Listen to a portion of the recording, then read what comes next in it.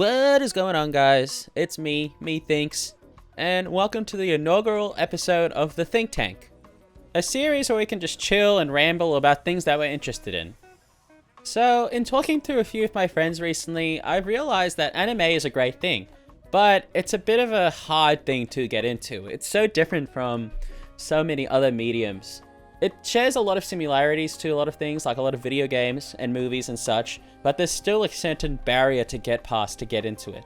And I just wanted to touch on that and maybe offer a few suggestions for people who want to get into anime, but have kind of been scared to. So this is my own personal list of anime I think are the best ways to get into anime. If you agree with any of the suggestions I make in this video, or you have suggestions of your own, please let everyone know in the comments down below, because I'm sure there's no shortage of great anime that anyone can love. Before we get started with my list, I just wanted to preface that in choosing the animes that I chose, I kept in mind that a lot of anime newcomers don't know how to read. So I made sure to choose animes that had good English dubs, so you didn't have to read those pesky subtitles. But if you did want to spare the brainpower to read those subtitles, they also have a great Japanese dub. One more disclaimer before I continue. As much as I'd love to go in depth with each one of these animes, which I might in other videos, I won't do that now because I'm trying to convince people to watch them first, and I don't think it's a very good strategy to get people to watch something by spoiling everything about it. I don't know, maybe that's just me. But let's move on to my first pick, which is Full Metal Alchemist Brotherhood. Just a quick summary so you have some idea what it's about. Small-town brothers Edward and Alphonse Elric recently lost their mother and decide to try and bring her back to life through the power of alchemy. This goes awry, however, and the two brothers end up losing crucial parts to themselves, one being soul-bound to a set of armor and one losing an arm and a leg. The brothers now set out on a quest to find the Philosopher's Stone, the secret, they hope, to all the problems that they want solved. The brothers take their first step in this quest by joining the military, learning how to fight with their alchemy, while also getting wrapped up in all sorts of conspiracies and dangers, leading to who knows where. Now this one's probably the easiest pick on the list, because it's the only anime I would say is flawless. It's got a bit of everything, you know? It's got a great ensemble cast. It's a good entry into like anime style and humor without it being overbearing, because it really can be sometimes. It's got good action, it's got a bit of romance, it's got great writing. Everything in the show is super clean. Highlights, of course, are the main duo of Edward and Alphonse, but also how the show is able to be easy and fun to watch, but also tackle some really like deep and meaningful themes, like what it means to live and what it means to like be human or alive. It also teeters that kind of Pixar line of being enjoyable for kids and adults at the same time, like they'll get different things out of it. It's a good length too, it's only 62 episodes, which may sound kind of long if you're used to normal TV shows, but these episodes are only 24 minutes, like all anime, so it's kind of like only watching 3 10-episode seasons of like a normal show. And trust me, if you think that sounds long for an anime, then I would recommend looking up One Piece and see how long that is, because yeah. Bruh. And that's another plus for Fullmetal Alchemist. It's an actual complete show after 62 episodes, which once you start getting into anime at least a little bit, you'll see that there's a trend of animes never finishing. And I was thinking, when describing this anime as Perfect. does it come with the same FromSoft curse, as I like to call it? Where when a lot of people play like a From Software game, they think, oh, now I can't enjoy anything else anymore. No! But Fullmetal Alchemist doesn't have that problem. I don't know why, I can't explain it, but it just doesn't. So in that way, it's the perfect entry into anime for most people. But let's move on to the next one. So the next one I have on my list is One Punch Man, Season 1 specifically. Quick summary, again. In a world where superpowered villains randomly show up all the time, there's countless superheroes who show up to beat them. We see Saitama, who just wants to be a hero for fun, but has lost the fun in his hero duties because he always beats his enemies in one single punch. Now this one's an easy recommend because it's just a very simple and fun show. It's a great parody on that trope that's been in media for the longest time. You know, that godly, untouchable, OP character that's just meant to be so cool, and just turns him into this kind of goofy, normal guy. Like, it ends up being so funny. It's easy for anime humor to not hit for you, especially if you're not used to it. But this show is so over the top, self-aware, and so charming that, in my opinion, I think it's pretty easy to get a laugh out of it. And yeah, the show doesn't take itself very seriously, which is good because I feel like if you look at the anime community from the outside, it's a bunch of people that take something super seriously, and it can be kind of a turn off, I get that. But this show kind of breaks that misconception and shows, hey, we know it's a bit silly, right? Let's have some fun. But at the same time, it's probably the best animated anime I've ever seen. Despite it being a comedy, its action is so insane. So while this show is kind of making fun of all that crazy anime action stuff, it's also probably the perfect first exposure to how visually amazing anime can be. And hey, it's nice and short. It's only 12 episodes. The story is also so simple and loose that you don't really have to commit to watching it all at once, all the way through, or even the second season, because it kind of just ends in a satisfying way in the first season as well.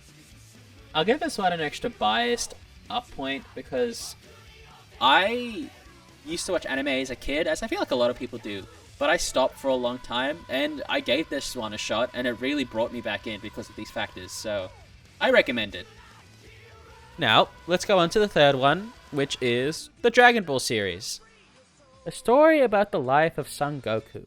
We follow him as a young boy on his quest to find the wish-granting Dragon Balls, making all sorts of friends and fighting all sorts of foes in all sorts of fun antics. And then we continue to follow him as he grows, to the point where he eventually is fighting to save the universe in these epic battles with intergalactic threats. No, this one's a no-brainer. It's a classic. Everyone and their dog has watched it, if not at least heard about it. And if you want to get into anime, then watching the biggest anime of all time is probably the easiest way to do it. It is a classic for a reason, you know? It's the first real fighting battle anime, and it's damn good at it. The writing is good, it's got that really simplistic charm that a lot of things had in the 80s to 90s. You know, it's straightforward, but there's, meat to chew on with characters and the stakes and the story and the way fights play out and all this stuff. Yeah, the fighting and the villains are definitely the highlight, but as good as those are, Dragon Ball also has a really good backbone of being deceptively funny, and by its charm as well. Which, if you do pay attention to people who like Dragon Ball, they don't actually mention that much. They always talk about the fighting and not those things. Now, I know I said that an anime being long like this is a bit daunting for a lot of people, but I think Dragon Ball is a good exception to this because the way the story unfolds makes it easy to start and stop wherever you really want to. But my suggestion is to at least watch all of Z. What the fuck is this piece of shit? But again, Dragon Ball's a no-brainer. I would even say it might be essential if you really want to get into all those animes your friends might be talking about, because chances are they're following the groundwork that this show laid. Now onto my final suggestion, which is Attack on Titan. A young Eren Yeager is enjoying a peaceful life with his childhood friends in his hometown, which is surrounded by these gigantic walls.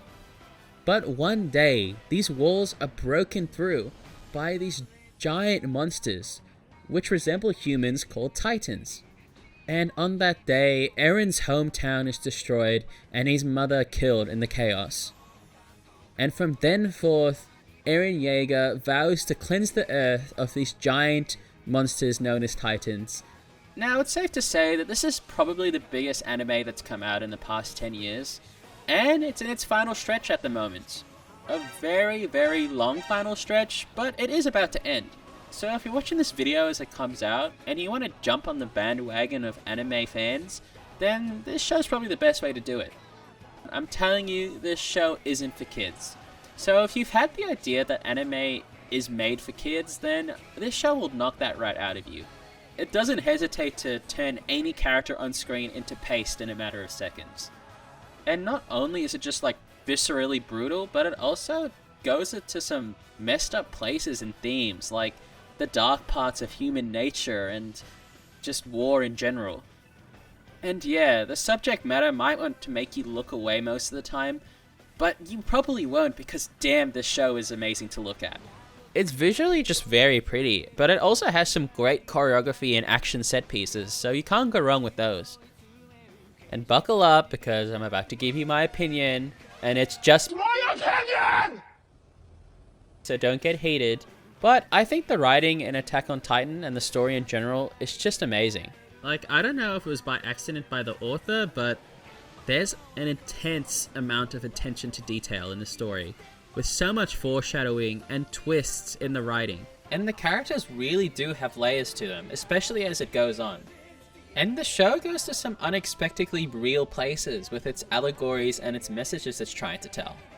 Granted, the show's not done yet, so the ending could be shite, but everything else that's there is definitely worth watching. Also again, that's another bonus. The show is actually ending, a fate that a lot of anime don't actually get. Bruh. But actually, the main reason I think Attack on Titan is one of the more accessible shows for newcomers is because it doesn't suffer from a lot of the anime-isms that most other anime suffer from.